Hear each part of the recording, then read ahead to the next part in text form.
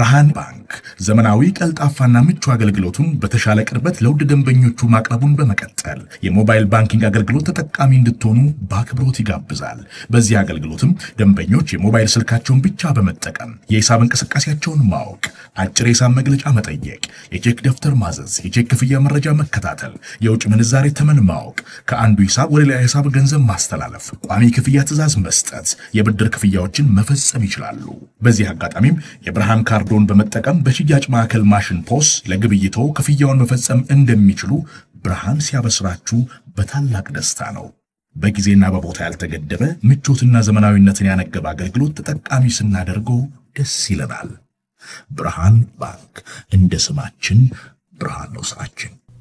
አርሰናልም ትላንትና በኤምሬትስ ጨዋታውን አድርጎ ነበር ከካይራት አልማቲ ጋር የተደረገ ጨዋታ ነው። ይሄኛው እንኳን ብዙ ጆፓርዲ የነበረው አይደለም። አርሰናል ከአንደኛ እስከ ሁለተኛ ባለው ስፍራ እንደሚያጠናቅቅ እናውቅ ነበር። ግን ለእኔ የበለጠ ሲግኒፊካንት የሆነው የካይ ሃቨርትዝ ከጉዳት ተመልሶ ያደረገው ጨዋታ መሆኑ ነው። እንግዲህ ረዘም ላለ ጊዜ ከሜዳ ርቋል። ትላንትና ከ357 ቀን በኋላ ነው ካይ ሃቨርትዝ ለአርሰናል ጨዋታ የጀመረው ከመነሻው ጀምሮ የተጫወተው። በዚህኛው የውድድር ዘመንም የመጀመሪያው ጉዳት ፌብሩዋሪ ላይ ከገጠመው ጊዜ ጀምሮም 92 ደቂቃ ብቻ ነበር የተጫወተው። ተደማምሮ አንድ ጨዋታ ብቻ ነበር የተጫወተው። ትላንትና ያው የተጋጣሚውን ባህሪ ካይራት አልማቲ ነው። አንድ ጨዋታ ላይ ብቻ አቻ የተለያየ ከፓፎስ ጋር አቻ የተለያየ ነው። ሊያውም ፓፎስ በ10 ተጫዋች ተጫውቶ ስለነበር 34ተኛ ነው። ሮክ ቦተም ነው። በቻምፒየንስ ሊግ ታሪክ ለመጀመሪያ ጊዜ ነው የካዛኪስታን ቡድን በቻምፒየንስ ሊግ ሲፎካከር። ትላንት ከጨዋታው በፊት እንዳነሳሁት ከአርሰናል ጋር ካወዳደራችሁት ለምሳሌ ትላንትና የአርሰናል ስታርቲንግ ላይናፕ በትራንስፈር ማርኬት የተጫዋቾች የዋጋ ተመን ከ500 ሚሊዮን ዩሮ በላይ የሚያወጣ ወይም የማርኬት ቫሊዩ ያለው ነው። የካይራት አልማቲ 2.5 ሚሊዮን የሚወዳደሩ አይደሉም በእርግጥ እና የአርሰናል ፐርፎርማንስ ምን ሆነ ትክክለኛው መለኪያ ሊሆን አይችልም። እንዳልኩት ከጨዋታው ባህሪ ይልቅ የአንዳንድ ተጫዋቾች መመለስ፣ የሪካርዶ ካላፊዮሪ መመለስ እና የካይ ሃቨርትዝ መመለስ የበለጠ ትልቅ ውጤት ነው። የአርሰናል በቻምፒየንስ ሊግ ታሪክ በእርግጥ ይሄኛው ፎርማት ረጅም ታሪክ የለውም። ባለፈው የውድድር ዘመን የጀመረው ግን የመጀመሪያው ቡድን ሆኗል። 8ቱንም ጨዋታዎች አድርጎ 8ቱንም ጨዋታዎች በማሸነፍ ልክ እንደ ትላንትናው አይነት ቀለል ያሉ ጨዋታዎች ነበሩ። ግን ኢንተርን መግጠም ነበረበት። አትሌቲክ ቢልባውን ሳን ማሜስ ላይ መግጠም ነበረበት። በጭራሽ ቀላል አይደለም ቢልባውን ሳን ማሜስ ላይ መግጠም። ከአትሌቲኮ ማድሪድ ጋር መጫወት ነበረበት በኤምሬት፣ ከባየር ሚኒክ ጋር መጫወት ነበረበት። እንዲህ አይነት ፈታኝ ጨዋታዎችም ነበሩበት። በእርግጥ እነዚህን ሁሉ ጨዋታዎች አድርጎም ነው ከ1 እስከ 8 ያጠናቀቀው። አሁን በሁለተኛው ዙር ድልድሉ ይፋ ሲደረግ ከባየር ሌቨርኩዘን፣ ከአታላንታ ቤርጋሞ፣ ከቦሩሲያ ዶርትሙንድ እና ከኦሊምፒያኮስ ከአንደኛው ጋር አርሰናል ይጫወታል። በጊዜ ነው ጎል ማስቆጠር የጀመረው አርሰናል። ኤቤሪቺ ኤዜ ትላንትና በከፍተኛ ሮቴሽን ነበር በአርሰናል በኩል እና ኳስ ወደ ሴንትራል ቦታ መጥቶ ተቀብሎ ነው ለካይ ሃቨርትዝ የሰጠው። ካይ ሃቨርትዝ ያው ዮኬሬስ የሚፈልገውን አይነት አሲስትን የሰጠው ላይን ብሬኪንግ ነው እና ቶሎ ወደ ስፔስ የተጣለም ነው።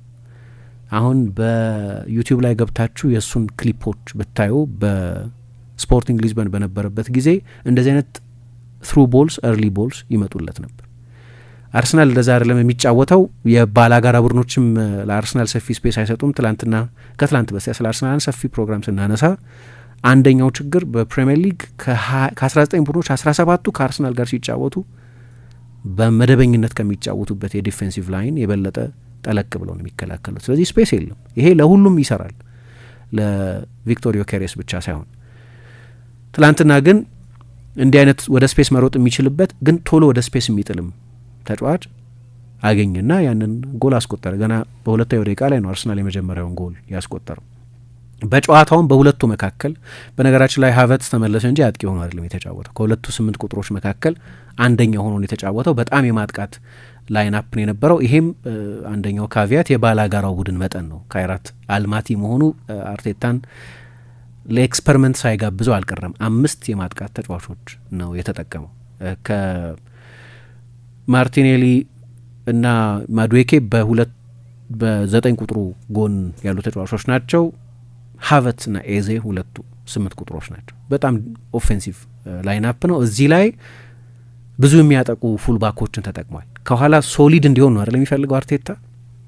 ስለዚህ አራቱም መደበኛ ቦታቸው ሴንተር ሃፍ ሆነው የመጡ ወደ አርሰናል ሲፈርሙ እንዲህ አይነት ተጫዋቾች ነው የሚጠቀሙ። ቲምበር፣ ካላፊዮሪ፣ ጋብሪኤል ና ሳሊባ። ትላንትና ግን ሉዊስ ስኬሊ ና ዋይትን ተጠቅሟል እና ኤክስፐሪመንታል ነበር ሊባል ይችላል።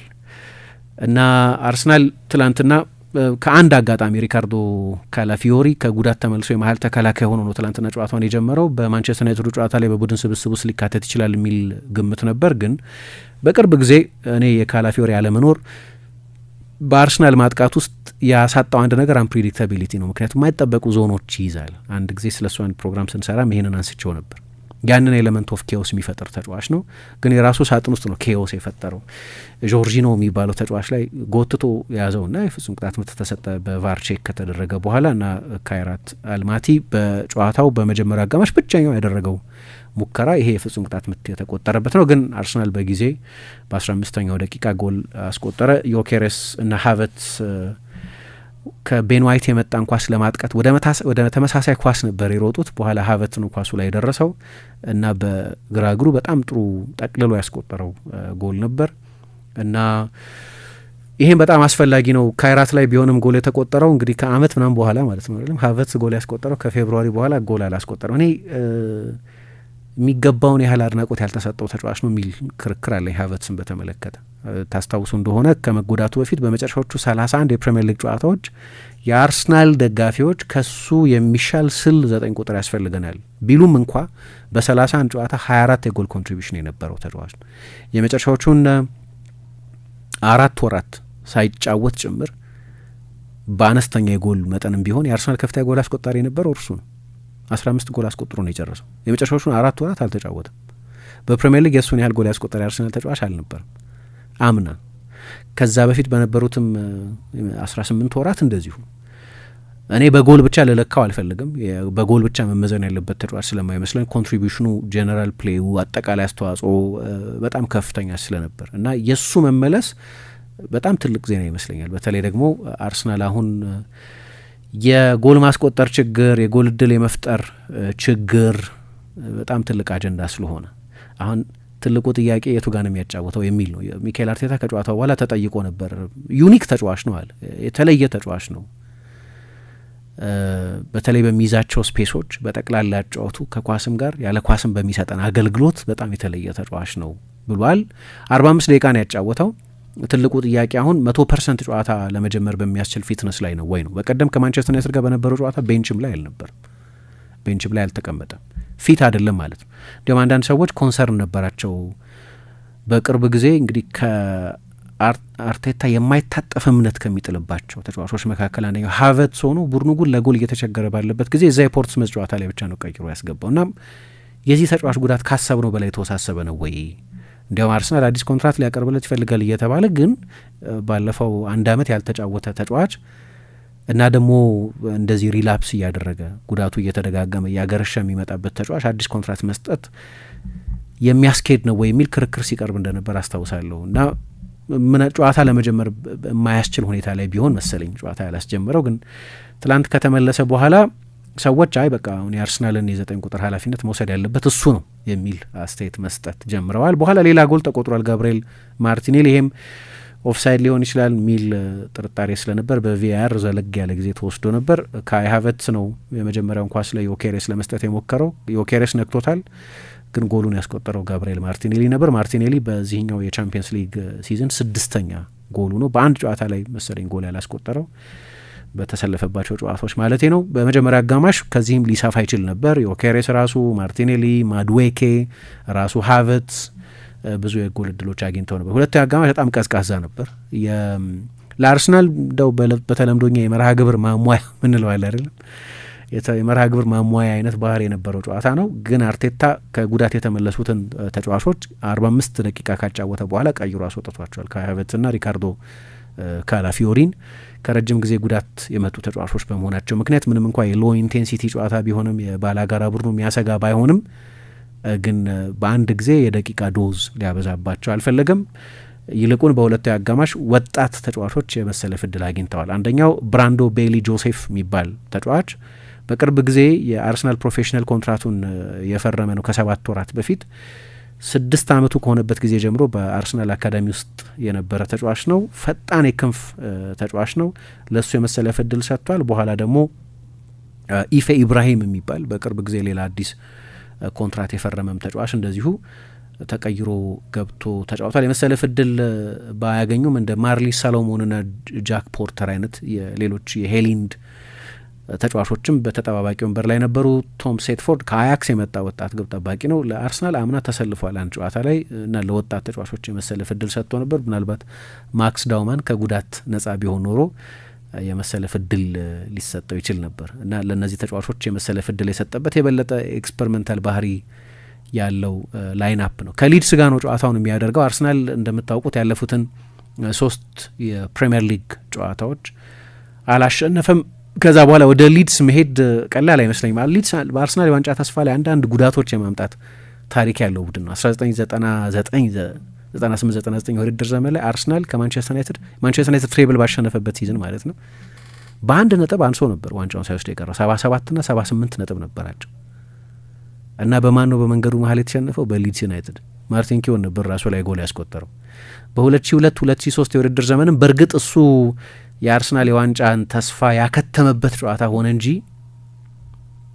በሊድስ 3-2 ተሸንፎ ነው። ቀድሞ ማንቸስተር ዩናይትድ ቻርልተንን 4-1 አሸንፈው ስለነበር በዛ ዓመት የዋንጫው አሸናፊ የተወሰኑ ማርክ ቪዱካ ባለቀ ሰዓት በሃይብሪ ባስቆጠራት ጎል ነው። አሁን ደግሞ የአርሰናል የዋንጫ ተስፋ ጥያቄ እየተነሳ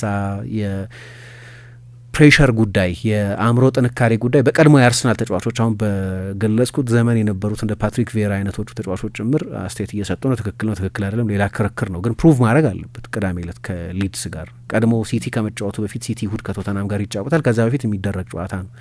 ሀበት እዛ ጨዋታ ላይ ይካተታል የሚለውን አላቅም፣ ግን በጥሩ ጊዜ ነው የተመለሰው እና ከ360 ቀን በኋላ ለአርሰናል ኦልሞስት ከአመት በኋላ የመጀመሪያ ጎሉን አስቆጥሯል።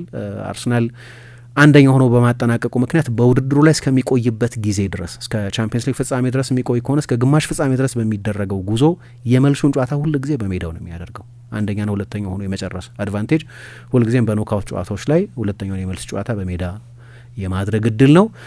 ስለዚህ ሁሉንም የቻምፒየንስ ሊግ ጨዋታዎች የነካካን መሰለኝ። አብራችሁን ስለቆያችሁ በጣም አመሰግናለሁ። የአራዳ ኤፍኤም ሌሎች ፕሮግራሞች ይቀጥላሉ። በደህና ዋሉ። ብርሃን ባንክ ዘመናዊ ቀልጣፋና ምቹ አገልግሎቱን በተሻለ ቅርበት ለውድ ደንበኞቹ ማቅረቡን በመቀጠል የሞባይል ባንኪንግ አገልግሎት ተጠቃሚ እንድትሆኑ በአክብሮት ይጋብዛል።